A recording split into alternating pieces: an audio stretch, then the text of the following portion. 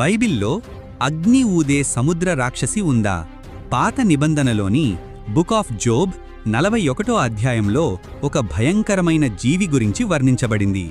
దాని పేరు లేవియాతాన్. అది సాధారణ జంతువు కాదు. దాని చర్మం ఇనుప కవచంలా గట్టిగా ఉంటుంది. దాని పళ్ళు భయాన్ని పుట్టించే ఖడ్గాల్లా ఉంటాయి. గ్రంథం చెబుతుంది, దాని శ్వాస అగ్నిలా వెలుగుతుంది. దాని నోటి నుంచి జ్వాలలు వెలువడుతున్నట్టు వర్ణన. దానిని ఎవరూ అదుపు చెయ్యలేరు. కొంతమంది ఇది మొసలి అంటారు, మరికొందరు పురాతన సముద్ర రాక్షసి అంటారు, ఇంకొందరు ఇది శక్తివంతమైన శత్రువు ప్రతీక అంటారు. కాని దేవుడు యోబుతో ఒక ప్రశ్న అడిగాడు, నీవు లేవియాతాన్ను వశపరచగలవా?